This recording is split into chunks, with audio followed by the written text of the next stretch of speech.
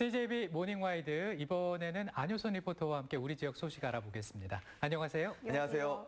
오늘은 어떤 소식 준비하셨어요? 네, 예전에는 있었지만 지금은 거의 사라진 문화 중에 하나가 바로 집집마다 내려오는 방법으로 술을 만드는 가양조일 텐데요. 이러한 명맥을 이어가려는 후손들의 마음만큼은 남과 북이 크게 다르지 않다는 걸 느끼고 돌아왔습니다. 어떤 이야기인지 또 누굴 만나고 왔는지는 화면으로 확인해 보시죠. 가깝고도 먼 북쪽의 고향에서 내려와 새로운 터를 잡고 살아가는 사람들. 그들을 우리는 새터민이라고 부릅니다. 하지만 한 사람의 인생을 그 단어 하나만으로 정의할 수 없는 법. 지금부터 김성희 씨가 새롭게 빚어내는 인생 이야기를 전해드리려 합니다. 오늘의 주인공을 만나기 위해 찾아간 곳은 음성 금왕읍입니다. 어떤 이야기가 우리를 기다리고 있을까요? 새로운 만남엔 언제나 설렘이 함께합니다. 아이고, 안녕하세요. 안녕하세요. 아유, 반갑습니다. 더운데도 이렇게 또 손을 잡고 계시고. 네, 잡고 계셔도 돼요. 네. 두 분이 사이좋게 저를 이렇게 맞이해 주셨는데 네. 간단하게 시청자분들에게 소개 한 말씀 해주시죠. 아, 네. 안녕하세요. 저는 술 빚는 슈퍼맘 김성희라고 합니다. 안녕하세요. 사장님의 딸 김설송이라고 합니다. 귀여워요. 아니 그런데 제가 오늘 찾아왔잖아요, 직접. 네네. 그럼 좀 어떤 하루들을 만나볼 수 있을까요? 궁금하시겠지만 예. 밭에 있는 아가들이랑 양조장에 있는 아가들, 그다음에 또 이렇게 제 손을 잡고 있는 아가 3종 세트를 보여드리려고 합니다. 아가 3종 세트. 김성희 씨의 아가 3종 세트. 지금부터 하나씩 보여드리겠습니다. 첫 번째 아가는 밭에 있는데 말이죠. 조금 까칠하고 뾰족합니다.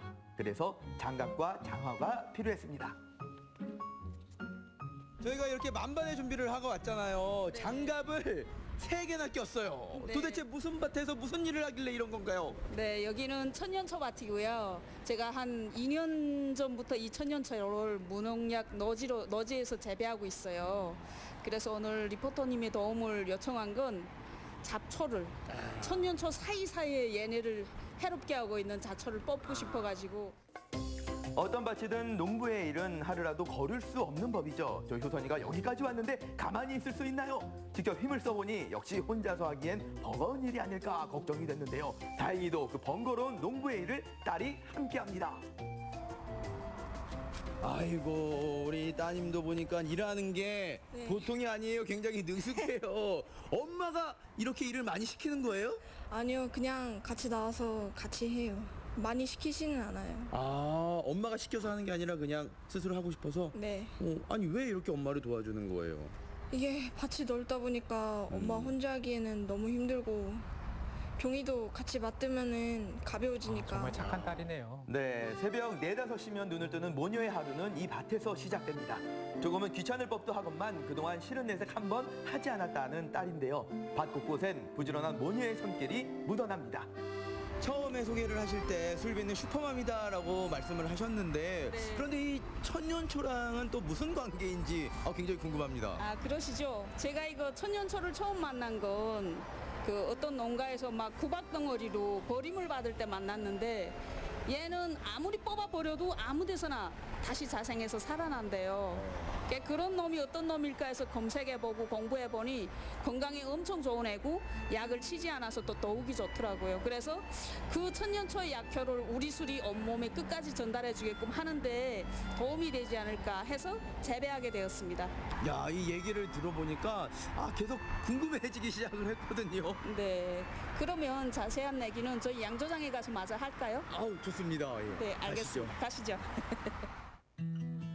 밭에서 차를 타고 2, 3분을 이동하면 김성희 씨의 양조장이 나옵니다. 그리고 그 안에선 천년초의 빛깔을 고스란히 머금고 이 분홍빛 막걸리가 익어가고 있는 것이죠. 아, 저것이군요. 이거 술 맞는 거죠? 빛깔이 이렇게 예쁠 수가 있는 거예요? 네, 이게 제가 고향이 북한이에요. 함경도여서 함경도에서 만들던 감주를 대한민국이 쌀을 그대로 재현했는데 색이 참 예쁘죠. 오, 진짜 예쁜데요? 네, 여기에는 제가 노지 재배한 천년초 열매를 당액으로 숙성시켜서 같이 넣다 보니까 이렇게 핑크 사랑이 넘치는 핑크술이 됐습니다. 야, 이렇게 또 핑크색 막걸리는 처음 보는 네. 것 같습니다. 아니, 그런데 그 함경도에서 오셨다 그랬잖아요. 네, 그럼 또 언제 어떻게 이렇게 내려오게 되신 거예요? 제가 2009년에 고향에서 3살 된 딸을 데리고 여기 대한민국으로 딸을 예쁘게 그냥 자유롭게 잘 키우고 싶어서 오게 됐습니다. 아, 딸을 위해서. 네. 김성희 씨는 함경도에서 나고 자라 그곳에서 군 생활을 8년이나 하기도 했습니다. 하지만 딸을 키우기 위해 못할 것이 없는 엄마는 고향을 떠나기로 결심하게 됐는데요. 그렇게 모녀는 서로가 있기에 이 음성에서 지금껏 11년이라는 시간을 버텨냈습니다. 그냥 여기 전혀 살지 않던 곳에 그냥 뚝 떨어져 온 것 같은 느낌? 좀 힘들었죠. 그런데 딸이 있으니까 뭐든지 포기할 수도 없었고 내가 이제부터 어떻게 해야 되지 하는 생각만 하다 보니까 일단 회사도 찾게 되고 일자리를 먼저 찾게 되었고요. 당시 3살밖에 되지 않았던 딸을 혼자 키워내야 했기에 전전긍긍했던 나날들. 하루 24시간이 모자라게 움직여야 했지만 그 와중에도 절대 놓을 수 없었던 것은 고향의 맛이었습니다. 그 가문의 가업을 전수해 줄 사람은 어려서부터 저는 원치 않게 술을 계속 할 때마다 저한테 먹이거든요. 한 숟갈씩이라도. 이런 내라 이렇게 하면서 그 맛이 아닌 거예요. 제가 회사 근무하면서 그 술하는 방식을 잃어버릴까 봐 아파트에다가 항아리를 사놓고 술을 계속 빚었거든요. 근데 그 맛이 전혀 아니에요. 그래서 여기서 파는 온갖 물을 어떤 생수까지도 다 가져다 해봤는데 그 맛이 안 났어요. 그래서 그게 제일 고민이었는데 하고 이제는 거의 한 4년을 이렇게 하다가 그 맛을 찾았습니다. 얼마나 기뻤겠어요, 그때. 그때는 그냥 황당하더라고요. 이 맛을 찾는 게 이렇게 힘들구나. 그러니까 내가 고향에서 많이 멀리 왔구나 이런 생각이 들었었어요. 김성희 씨가 빚는 술은 집안에서 귀한 손님이 왔을 때 대접하는 술로 제조 방법은 할머니에서 어머니로 또 유일한 딸로 태어난 김성희 씨가 물려받은 방법이랍니다. 그러니 가문의 비법이 숨겨져 있을지도 모를 일이죠. 저희 술에는 발효 과정에 고추씨를 넣어서 발효시켜서 이자처럼 방법은 같아요. 반은 중류시켜서 중류주에다가 약주를 타는데 집안의 어떤 술 빚는 그 비법을 지금 네. 다 얘기하신 것 같은데 이거 얘기해도 괜찮은 거예요? 한 가지가 있죠. 한 가지 더. 네. 아, 이럴 줄 알았어. 그건 뭔가요? 근데 그건 말씀 못 드리죠. 괜찮아요. 제가 비밀로 해드릴게요. 아니요, 그건 절대로 안 돼요. 괜찮아요. 고향 함경도의 제조법과 맛을 살리고 음성의 쌀, 고추씨 그리고 천년초가 더해진 감주. 한 가문의 역사와 김성희 씨의 정성 그리고 인생이 담긴 귀한 한 잔이 될 테죠. 그걸 저 효선이가 맛보게 됐습니다. 궁금합니다. 감사합니다. 어떤 맛일까요? 마셔보겠습니다.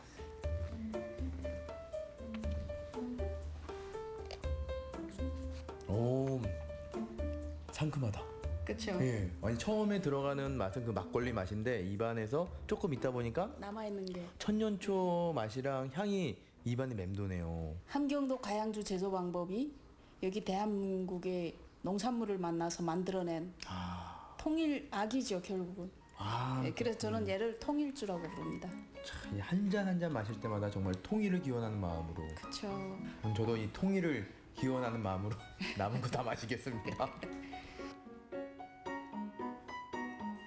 밭에서 그리고 양조장에서의 바쁜 하루가 마무리되면 김성희 씨 모녀는 아늑한 보금자리 집으로 돌아갑니다.